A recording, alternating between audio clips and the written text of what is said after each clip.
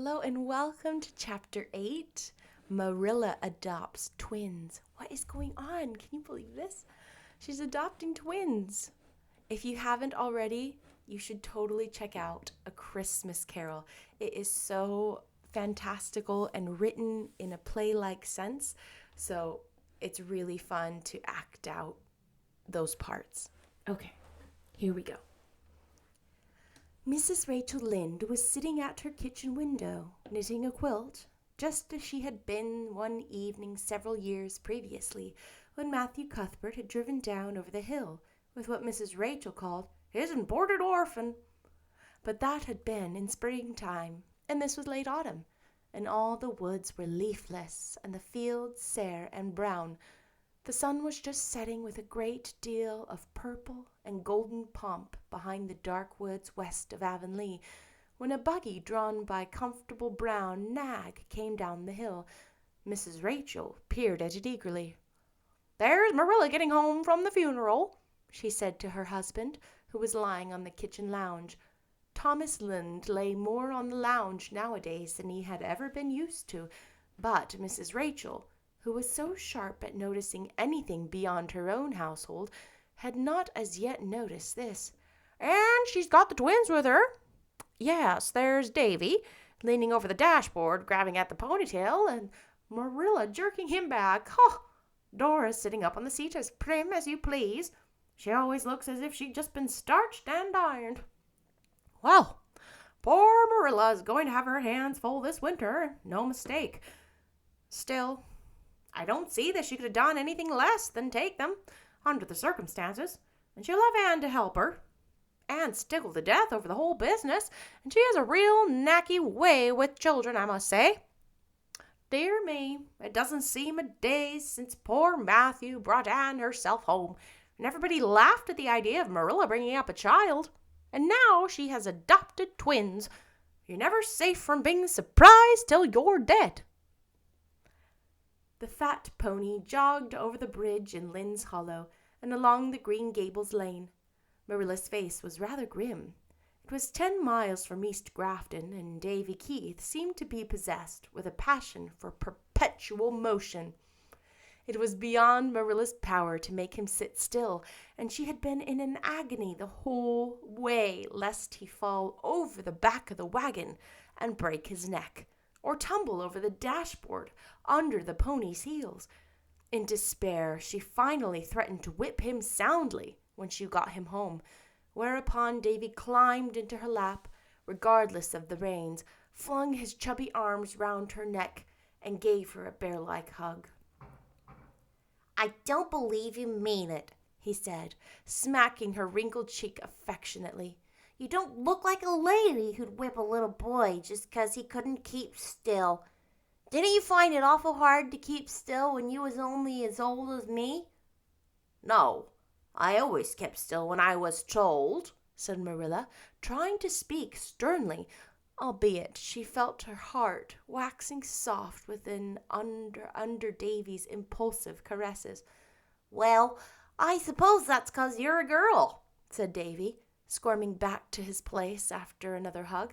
"You was a girl once, I suppose. Though it's awful funny to think of it. Dora can sit still, but there ain't much fun in it, I don't think. Seems to me that there must be slow to be a girl. Here, Dora, let me liven it up a bit." Davy's method of livening up was to grasp Dora's curls in her fingers and give them a tug. Dora shrieked and then cried.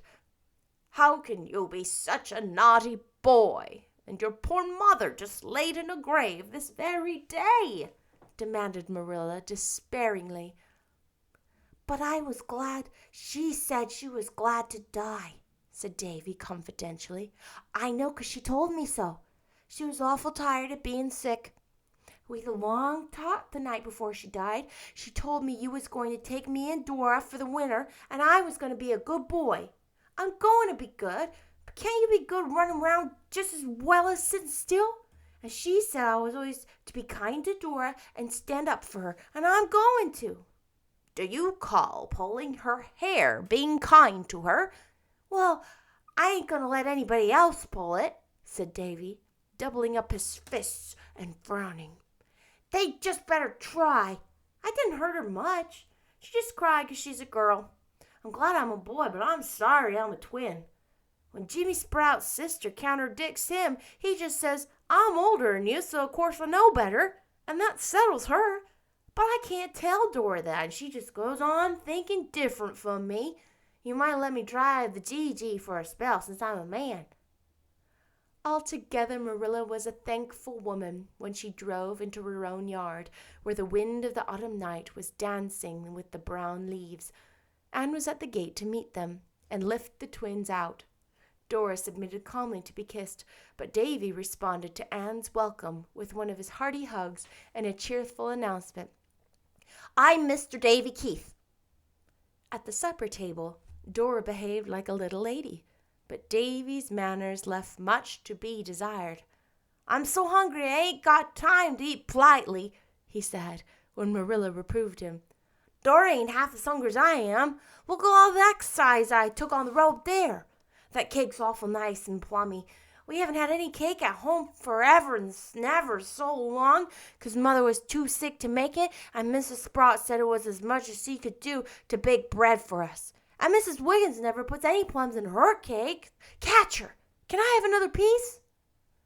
Marilla would have refused, but Anne cut a generous second slice. However, she reminded Davy that he ought to say thank you for it. Davy merely grinned at her and took a huge bite. When he had finished the slice, he said, If you'll give me another piece, I'll say thank you for it. No, you have had plenty of cake. Oh, mistake. No, you have had plenty of cake, said Marilla, in a tone which Anne knew and Davy was to learn to be final.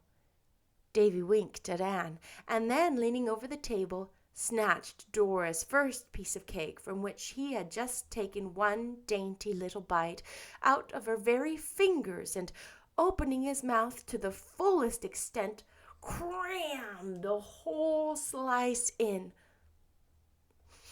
Dora's lip trembled, and Marilla was speechless with horror. Anne promptly exclaimed with her best schoolma'am air, Oh, Davy! Gentlemen don't do things like that. I know they don't, said Davy, as soon as he could speak. But I ain't no gemplum. But don't you want to be? Said shocked Anne. Course I do. But you can't be a gemplum till you grow up. Oh, indeed you can, Anne hastened to say, thinking she saw a chance to sow good seed betimes. You can begin to be a gentleman when you are a little boy. And gentlemen never snatch things from ladies, or forget to say thank you, or pull anybody's hair. They don't have much fun, that's a fact, said Davy frankly. I guess I'll wait till I'm grown up to be one. Marilla, with a resigned air, had cut another piece of cake for Dora. She did not feel able to cope with Davy just then. It had been a hard day for her, what with the funeral and the long drive. At that moment she looked forward to the future with a pessimism that would have done credit to Eliza Andrews herself. The twins were not noticeably alike, although both were fair. Dora had long, sleek curls that never got out of order. Davy had a crop of fuzzy little yellow ringlets all over his round head. Dora's hazel eyes were gentle and mild.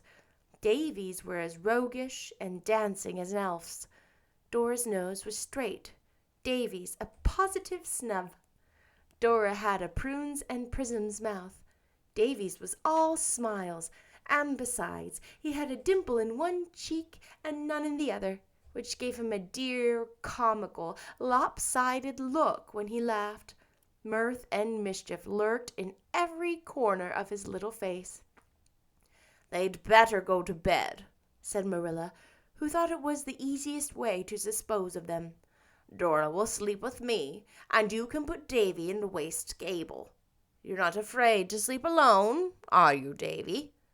No, but I ain't going to bed for ever so long, said Davy comfortably.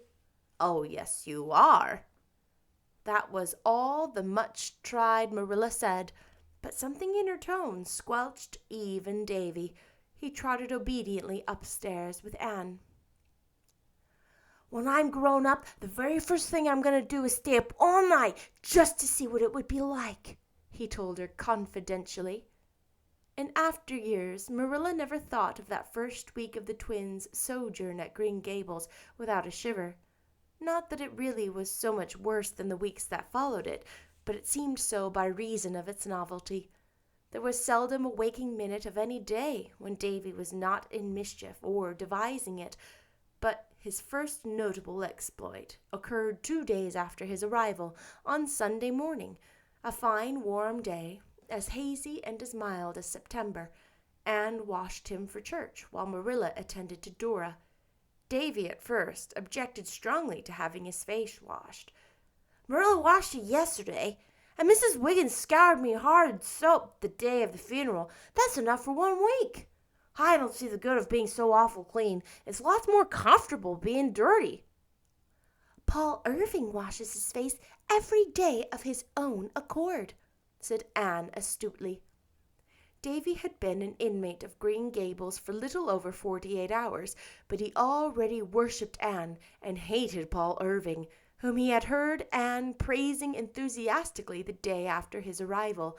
If Paul Irving washed his face every day, that settled it. He, Davy Keith, would do it too, if it killed him.